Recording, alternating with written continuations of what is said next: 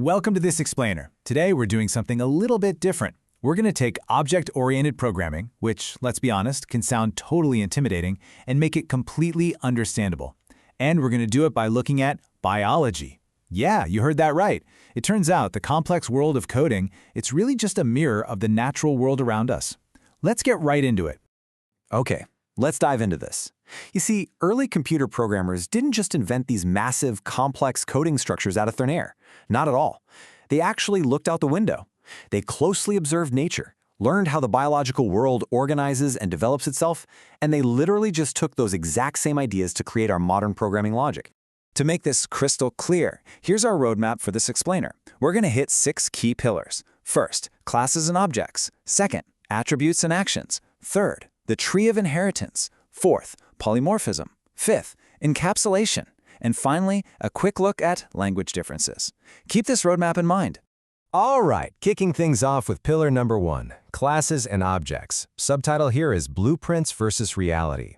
So think of a class as a concept, right? It's an idea, or a blueprint that exists purely in the realm of thought. The object, on the other hand, is the materialized real-world instance of that idea. Take the Wright brothers. They had an idea in their heads of a machine that could fly. That idea, that blueprint, that's the class. But the actual physical airplane they built out of wood and canvas, that is the object. In programming, the source code you write is the class, but when you actually execute that code, the real program running in your computer's memory is the object. Let's make this a bit more personal. Look at yourself right now. In programming terms, human is a concept. It's a class. You, however, are a real-life instantiation of that concept. You are literally an object of the class human. So think about it for a second. If you are an object, what are your possible attributes? What specific traits actually define the human class? Well, you probably thought of things like skin color, eye color, height, and weight. These are all attributes. And what's totally fascinating is that these attributes can change over an object's life cycle. I mean, your height changes dramatically from when you're a toddler to your early 20s, and, might even change again when you hit your 50s. Yet through all of that, you remain an object of the human class. Which brings us perfectly to our second pillar, attributes and actions, or as programmers like to call them, variables and functions. So within a class, any attribute that can change from one object to another is called a variable.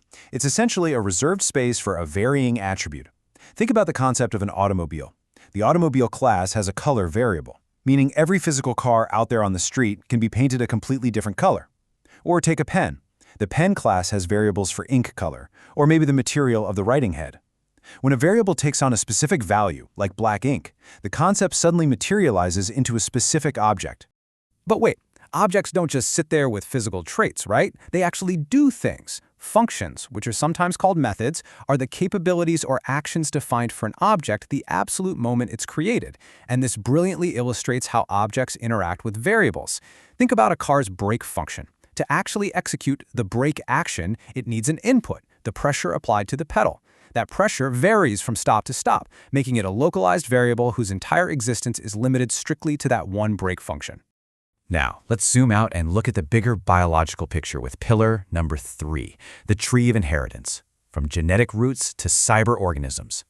Inheritance is the very mechanism that lets us trace our biological roots all the way back to single-celled organisms. In object-oriented programming, a subclass, which you can think of as a child, inherits all the variables and functions of its superclass, its parent. But it doesn't just stop there. The subclass can also add its own specific variables and functions. This logic is a total game changer. It enables programmers to write code once and just pass it down the family tree, exactly like genetic inheritance. Let's see how this biological hierarchy actually builds out. At the very top, we've got the base class life. Its core function is just to grow and transform. Below that, the subclass animal inherits that ability to grow from life, but it adds its own brand new function, the ability to move freely. Now go down another level to mammal. Mammals inherit growth and movement, but they add a highly specific reproduction system. Finally, we reach the cat subclass. A cat inherits absolutely everything above it, but introduces its very own variables, like a specific fur pattern. So, the absolutely crucial point here is this. You never see an object of just life walking down the street, do you? No! You only see direct objects of specific subclasses, like a cat or a human. Because of this, programmers call these higher-level concepts like life or animal abstract superclasses. They are absolutely vital for structural design, even though they don't have direct objects. Fun fact, in the Java programming language, the ultimate mother of all classes is quite literally called object. Every single class you will ever create is a subclass of it. Next up is Pillar 4, polymorphism. Subtitle, One Command, Many Forms. Now, polymorphism sounds like a super intimidating word, I know, but it's simply a principle where a single command is carried out in entirely different ways depending on exactly which object is receiving it. Now, what's really interesting about this is how subclasses can actually override functions from their parents. Instead of having to create a brand new function from scratch, the subclass takes a generalized command from the superclass and individualizes it for its own specific needs. Imagine a video game where the system sends out a single command to all characters. Shoot. Well, because of polymorphism, one object hears that command and shoots arrows, while another hears the exact same command and shoots bullets. The command is universal, but the form it takes is individualized. And we see this in nature all the time. When an earthquake hits, the environmental command is basically run. A human object implements this by running on 2 legs, while a cat runs on 4. One command, many forms. Which flows right into pillar number 5, encapsulation. Hiding the inner workings. Encapsulation is this brilliant guiding principle that ensures one object doesn't need to understand the complex internal biology or code of another object just to interact with it. It essentially creates necessary levels of privacy. Think about your car again. When you push the brake pedal, you don't need to know the intricate fluid mechanics of the brake system to make the car stop, right? Its complex internal design is entirely hidden from you. In programming, this encapsulation relies on 3 distinct levels of privacy. Step 1 is private. This is kind of like your stomach. It processes internally, it's known only to itself, and it keeps its complex workings totally hidden from the outside world.